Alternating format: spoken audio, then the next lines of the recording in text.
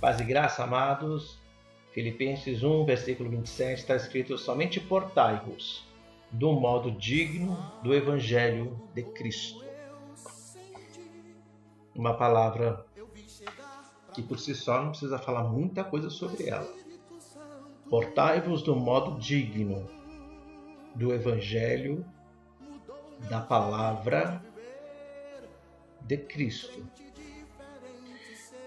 Se portar de modo digno é se portar da maneira de Cristo. Se portar da maneira de Cristo é algo que pode parecer muito difícil para alguns, mas todavia não é impossível. E por que não é impossível? Porque o Espírito Santo de Deus, ele foi enviado para justamente isso, fazer esta palavra que é Cristo se formar, crescer em nós, Cristo se formar em nós, e nós, todavia, venhamos ter a sua personalidade. É isso que está querendo dizer, não é? Eu vejo muitas pessoas falando que tem a sua personalidade, sendo forte ou fraca, que tem isso, tem aquilo, e esquece-se de que, uma vez que se está no Evangelho, devemos nos comportar de maneira tal, como os crentes lá de Antioquia, quando os incrédulos olharam para eles e os chamaram pela primeira vez de cristão. Por quê? Porque pareciam, em tudo que eles faziam, pareciam com o Cristo que eles pregavam. E o parecer com Cristo, você não precisa se vestir exatamente como se vestia o povo daquela época, não é nada disso. O se parecer com Cristo é aprender a ser misericordioso, aprender a ser piedoso para com as pessoas, aprender a ser sincero, aprender a ter bondade no coração. Porque o coração do homem tende para o mal desde a sua meninice, nós sabemos disso.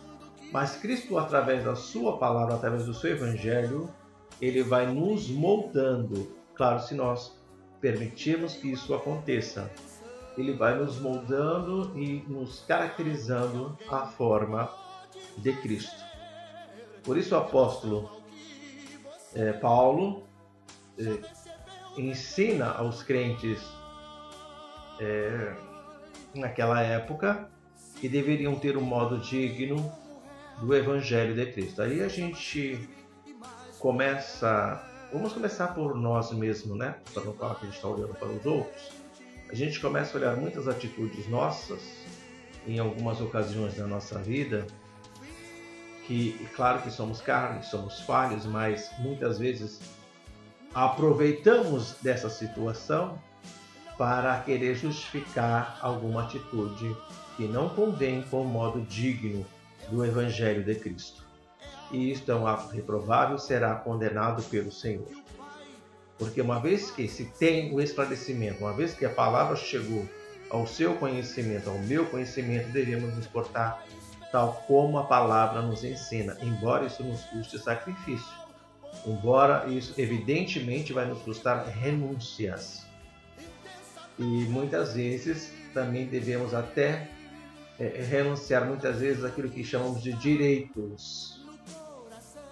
Por quê? Por causa do amor de Cristo. A igreja primitiva tinha os seus direitos. A igreja primitiva, que sofreu bastante, foram massacrados, mortos, tinha os seus direitos de cidadãos. E, no entanto, por causa do Evangelho, sofreram o que sofreram. Mortes cruéis, de maneiras bárbaras, na mão de vários imperadores, várias pessoas daquela época. E às vezes a gente, por uma dor de cabeça, uma dor no dedo, a gente já começa a querer blasfemar, querer ir contra o Senhor. E se não fosse os mártires da igreja primitiva, o que seria da igreja? o seu sangue, o sangue deles, não foi derramado em vão. O Senhor, evidentemente, o recompensou e recompensará cada um deles por vidas dadas, por viverem de maneira digna. E a maneira digna, o amor que eles tinham pelo Cristo, foi o amor que o Cristo teve por nós. Por eles entendiam, dando a sua própria vida em remissão dos pecadores, que somos nós. Então, não nos cabe, não é nenhum exagero, não é algo glorioso de super-herói nenhum querer viver de maneira digna ao Evangelho, ainda que isso nos custe, como disse, renúncias, direitos, vontades, etc, etc, etc. Faça isso. Siga o conselho do apóstolo, siga o conselho do Senhor, porque a Bíblia é a palavra de Deus. E sendo a palavra de Deus, evidentemente, o conselho parte do próprio Deus. Viver de maneira digna, porque Ele é digno. Jesus é digno de que nós venhamos, através do nosso viver, glorificar o nome dele.